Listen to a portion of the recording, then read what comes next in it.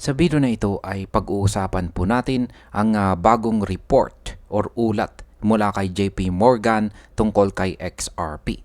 Ipinakita ng kanilang pag-aaral ang posibilidad ng malalaking pondo na papasok sakaling magkaroon po ng XRP Exchange Traded Product or ETP. Ginamit nila ang parehong benchmark na nakita sa Bitcoin at saka Ethereum ETPs para makuha ang posibleng senaryo ni XRP pati na rin ni Solana. Kaya ang tanong, ano ang posibleng epekto nito sa market kung sakaling matuloy ang ganitong uri ng produkto? Kaya yan po ang siyang ating pag-uusapan sa video na ito. Pero bago po tayo magpatuloy ay pakibasa na lamang po muna ang disclaimer dito po sa ibaba ng ating screen. Yan, simulan po natin kung ano po ang tinutukoy ng ulat ng JP Morgan tungkol sa XRP ETP. Pero check po muna natin yung post dito ni Smoke dito sa XRP dito po sa platform na X. Ayan. Siya po ay may 64.3k na bilang ng mga followers. Sabi niya rito, JP Morgan is actively releasing projections on the anticipated capital inflows on XRP ETF. Capital inflows an XRP ETP could attract once it secures traditional approval. They call it sizing up the XRP ETF opportunity. Documented. Yan, ito po yung documentation na kanyang ipinakita rito. Ngayon ay ano nga bang ibig sabihin yan?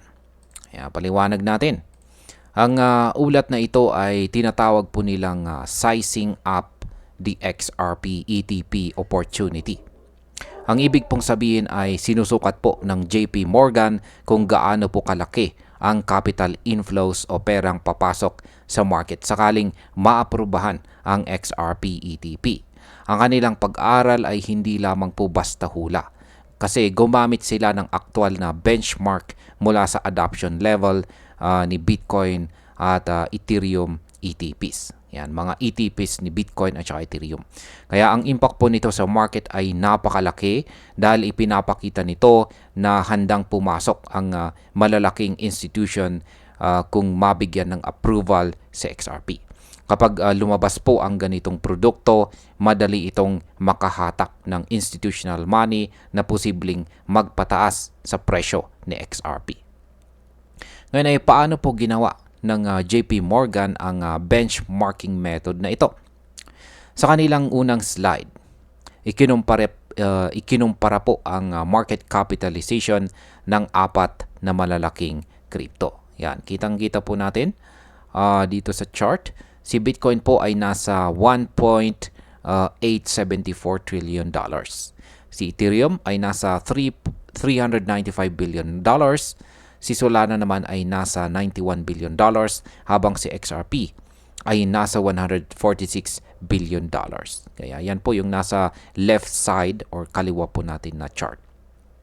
Dito ipinakita na ang ETP assets ni Bitcoin ay nasa 6% ng kanyang market cap. Samantalang kay Ethereum ay nasa 3%. At ginamit ng JP Morgan ang parehong percentage para i-project ang posibleng resulta kung sakaling magkaroon po ng ETP sina XRP at Solana. Kung titingnan, kung makukuha po ni XRP kahit 3% ng kanyang market cap sa pamamagitan po ng ETP inflows, napakalaki ng epekto nito. Posibleng magbigay po ito ng malakas na demand na magtutulak sa kanyang presyo pataas. Ano naman po ang posibleng senaryo para kay XRP at Solana? Yan, dito po sa second slide, yan po yung table na nandito sa ating kanang bahagi. Yan, tinutukan po ang 6 hanggang 12 buwan na time frame dito, 6 to 12 months. Para kay Solana, may market cap po siya na 90.5 billion dollars. Ang posibleng pumasok na ETP asset ay nasa pagitan po ng 2.7 billion dollars hanggang 5.2 billion dollars, depende po sa adoption rate. Samantala, mas malaki po ang potensyal na XRP dahil mas mataas ang kanyang market cap na nasa 146.5 billion dollars.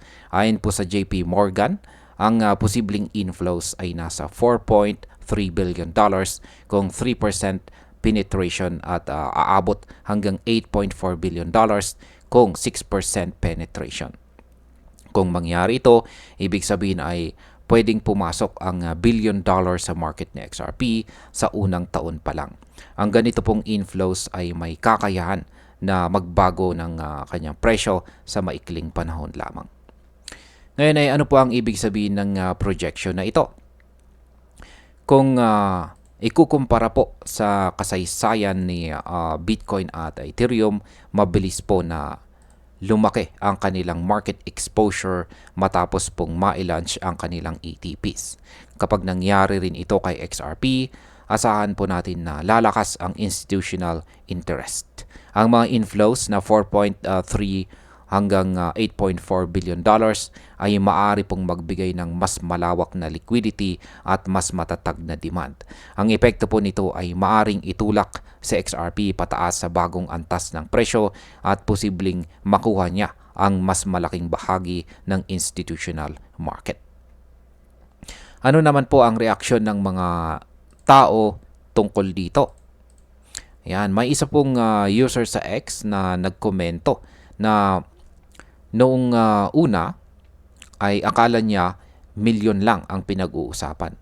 Pero nang malinawan po siya, napagtanto niya na bilyon pala ang tinutukoy. Dagdag pa niya, ito ay para lang sa ETPs at hindi pa kasama ang malaking potensyal ng ETF. Ibig sabihin kung papasok ang mas malalaking produkto gaya po ng ETF, mas malaki pa ang posibleng demand para kay XRP. Ito ay sinyales na ang institutional world ay seryosong tinitignan na sa XRP bilang isang malaking oportunidad na katulad ni na Bitcoin at Ethereum.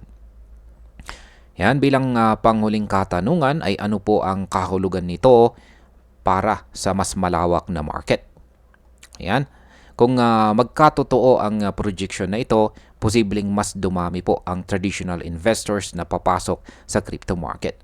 Kapag lumaki po ang inflows kay XRP, may posibilidad din na tumaas ang kumpiyansa sa iba pang mga altcoins gaya ni Solana. Kapag nangyari ito, maaari rin na magkaroon po ng domino effect. Ibig sabihin, ang iba pang mga crypto projects ay posibleng makinabang dahil mas magiging bukas ang mga institution na maglagay ng pera sa regulated products. At sa kabuuan, makakatulong ito para gawing mas lehitimo at mas tanggap ang crypto sa global financial system.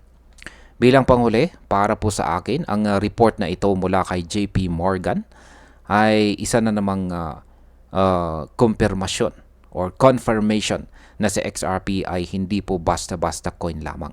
Kung makakuha po siya ng approval para sa ETP, malaki ang chance na pumasok ang institutional money na kayang magpataas ng kanyang presyo.